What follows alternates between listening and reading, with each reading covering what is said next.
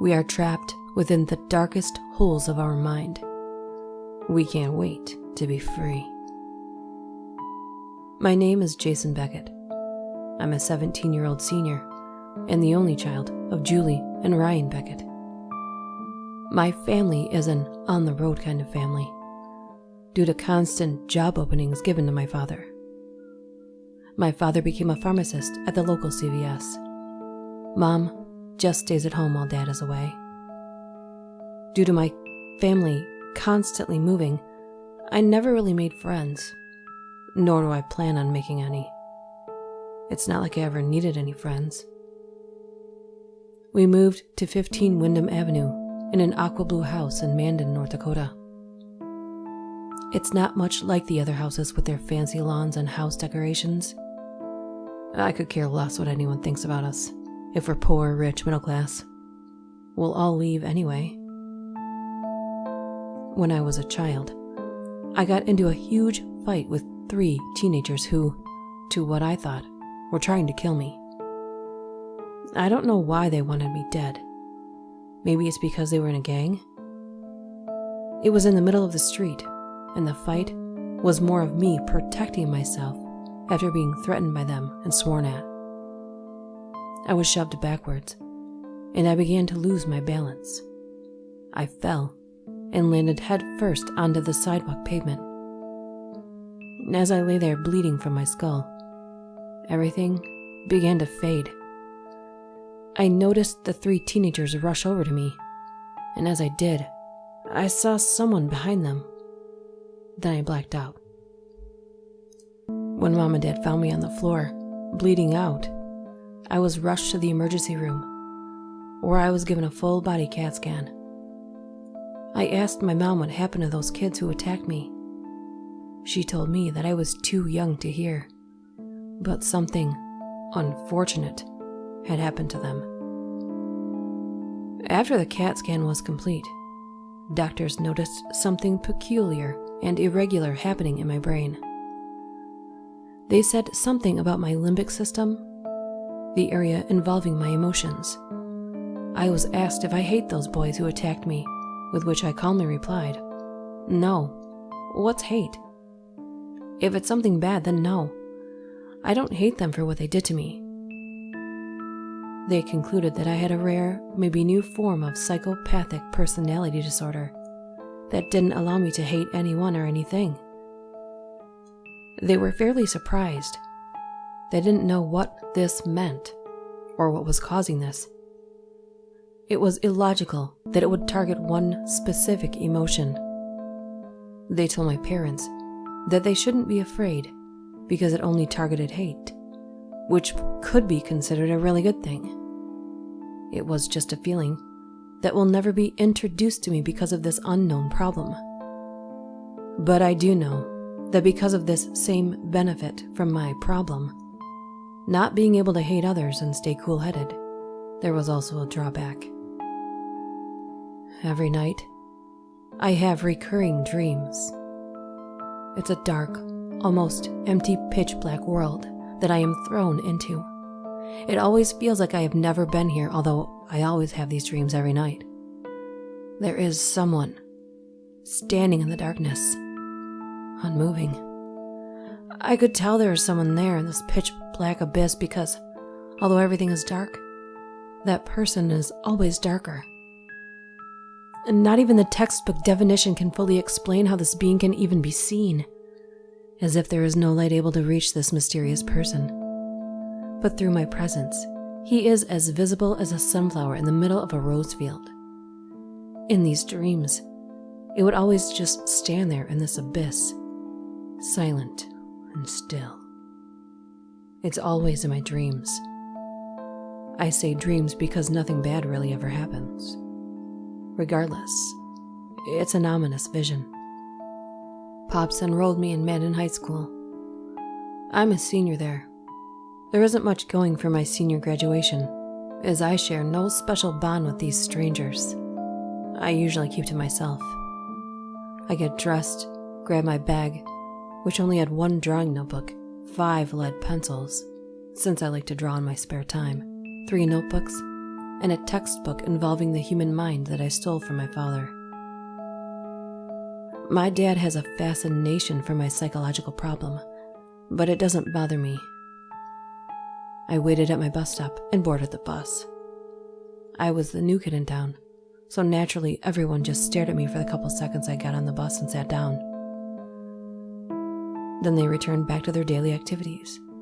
They were gossiping, texting, talking, and reading like most teens do. I got to school, received my schedule from my school counselor, and headed to my first class. Psychology class.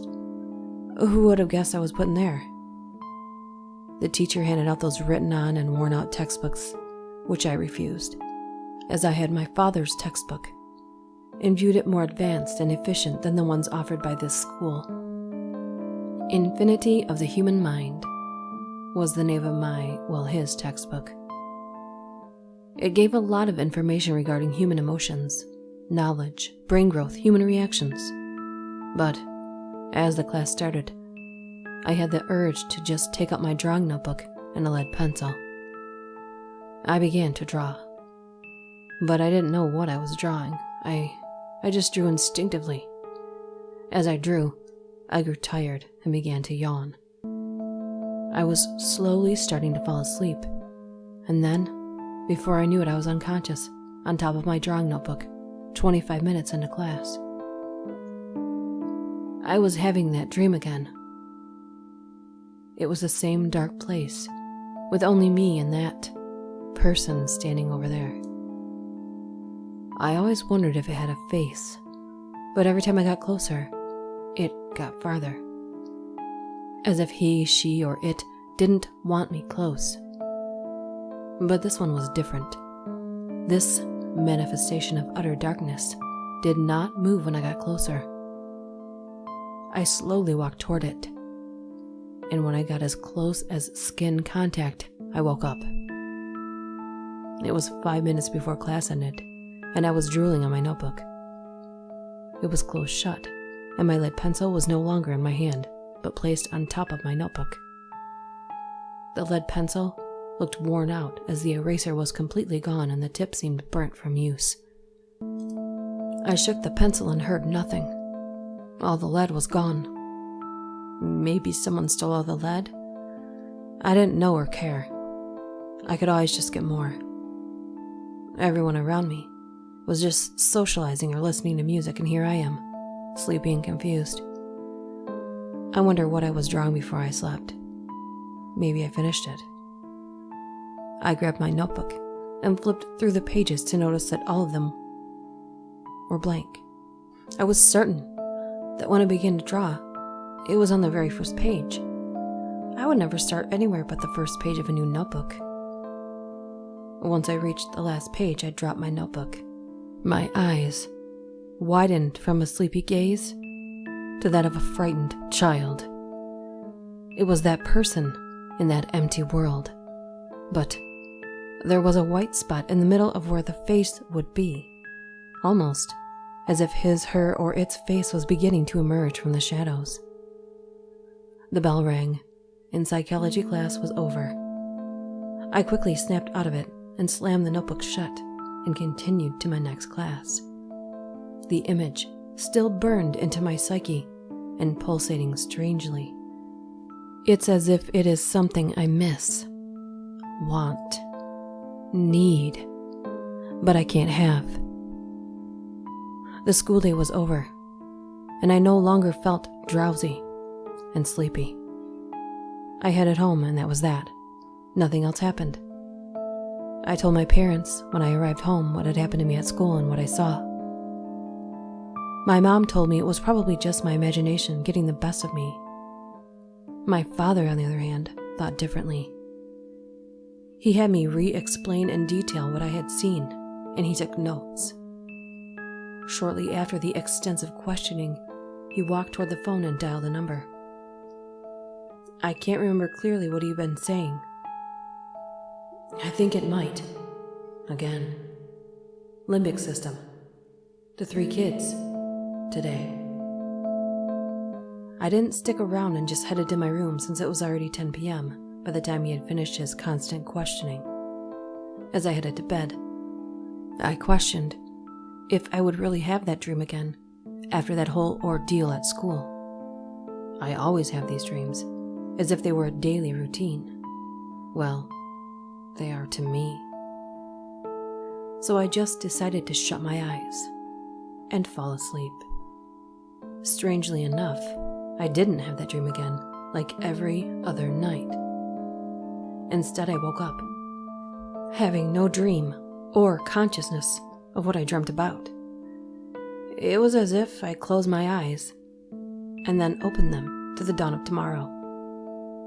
To be honest, I was strangely relieved. I felt like my life was going to take a turn for the better, and things would finally change.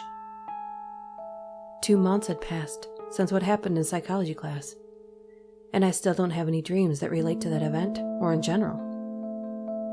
I've already read my dad's book 5 times and learned a lot from it. One part in particular always caught my attention. The physiology of emotion is closely linked to arousal of the nervous system, with various states and strengths of arousal relating apparently to particular emotions. Although those acting primarily on emotion may seem as if they are not thinking, cognition is an important aspect of emotion, particularly the interpretation of events. Emotions are aroused in relation to certain events. Interesting. Regardless, I waited at my bus stop as usual. The same sunny yellow bus came driving by and stopped to pick me up. I boarded the bus and sat down, unfortunately next to Zach. Zach is the senior jock who has a tendency of overshowing his dominance on others. I was no exception. He immediately told me to screw off and sit somewhere else. But there was nowhere else to go, and in no condition am I getting off. I told him to deal with it and stop being such a meathead. He glared me down, as if he had every intention to forcefully kick me off the bus. He shoved me off the seat. I immediately got up to plant myself back on the seat. He shoved me off again and cursed my name for the entire bus to hear. All eyes were on me. I didn't know what to do or say. Suddenly, something rushed into me. Something weird, evil, angry. I rushed off of the bus floor and punched Zach straight in the face, seeming as if I had broken his nose. The impact was so strong that his head whiplashed on the glass of the bus window, causing a crack to emerge. Zach's dirty blonde hair and red sports jacket plummeted under the leather green seat. He was unconscious. I didn't know what I had done, but I felt glad that I did it. I turned to see everyone staring at me. Then I froze. I was completely petrified and in total shock from whom I saw standing amongst the crowd. This thing was standing right by the bus driver before the driver got up to rush to Zach and me. It seemed like more of its face was manifesting from what had just happened. The skin was pale white and only appeared in one quarter of where its face should be. One black empty hole where its eyes should be, and in the center of this hole, a crimson red dot just faintly glowing. Before I could even scream, I was pushed and pinned down by the bus driver. I was never the same after what happened that day. Just when I thought things would be different, I slipped out of consciousness and into its world. I'm no longer referring to it as my dream world, but a dark world where it inhabits and forever haunts me, mentally. It stood there again in this abyss, its faintly glowing eye pinned straight on me. I don't know what it wanted, but I was angry for the fact that I had no control over anything. It was that entire thing's fault. All of it. Every last ounce of what caused this or what is happening to me in my life. All the bad things. Its fault. As I kept rummaging through all of these events being blamed towards it, a skin-like mask began growing on its face, A second eye emerged from that being, both eyes now fixated onto me, and it began to slowly move toward me. It was striding from left to right, as if it had no sense of direction. As it headed toward me, its head twisted and shook violently every step it took. All I knew was that I didn't want it near me. No matter what I did, my feet were planted firmly into the darkness. I couldn't scream or raise my voice high enough for anyone to hear. Just a small, shrewd whisper calling out for help, as if it was all my body could allow. It was now an arm's length of my face. It leaned over and directed its eyes straight at mine. And then there was a blood-curdling scream. I woke up. I was in a hospital bed, covered in snow-white sheets and thin wires strapped onto my head. My head was hurting and throbbing a lot. I was in a solitary room, surrounded by one-way glass windows. I can't see what was happening outside, but whoever was behind those windows could see me. I felt like a hamster in its cage. Was I being observed and experimented on while I was unconscious? How long have I been unconscious? My head hurts. What have they done to me? All these thoughts made me angry, just angry. 2 doctors and 3 guards entered through a nearby camouflage glass door. I asked them who they are and what they wanted. They ignored me. Instead, those 3 guards pinned me down onto the hospital bed, while one of the doctors came toward me with a syringe. Are they trying to sedate me? Why are they doing this to me? I was scared. Then, this same strange feeling rushed into me again, and in that very same rush, I saw the reflections of it on all of the one-way glass windows, standing there, mocking me. They were all mocking me, and they all had those same faintly glowing red crimson dot eyes. I broke free from the 3 men and lunged for the syringe the doctor was grasping. Before he could even react, I snatched it from his hand and pierced the needle into his neck close to his jugular. He landed on the floor with a loud thud, and the 3 guards, another doctor, froze in their tracks. What are they looking at? What did I just do? Blood began to seep out of the punctured neck wound of the collapsed doctor. Did I do that? My hands began to shake, and I began to chuckle. I couldn't have. It was its fault. I moved and faced the one-way window to see my reflection, only to be greeted by those same faintly glowing crimson eyes. I was rushed with the same strange and foreign feeling again, and I quickly struck the wall with my fist, just punching and punching in hopes of it going away. Cracks appeared, but no matter what I did, its eyes were always fixated on me. I stopped the assault on the window as I heard the opening of the glass door and a rush of footsteps quickly following. The color in my vision turned into a darker hue. The white-tiled floor my feet were planted on was now dark and gray, and the same casual hospital bed and its white fabric sheets were tainted with the same darkness. My reality was now its reality, and as I slowly turned my head, everyone became it in my eyes. The only thing that was slightly normal was me and my reflection, except I began to turn into that shadow. The same white, pale skin began to emerge on my face, and I grew those same horrendous, ominous red eyes. I refaced everyone who entered the room, who now took the form of the very being that had haunted me ever since I was young. I walked toward them, and as I did, I heard the noise of the tranquilizers being fired. I slowly began to fall asleep, but I kept pacing toward them till I was in arm's reach. And as I reached out with my arm and clutched one of their shirts, I hate you.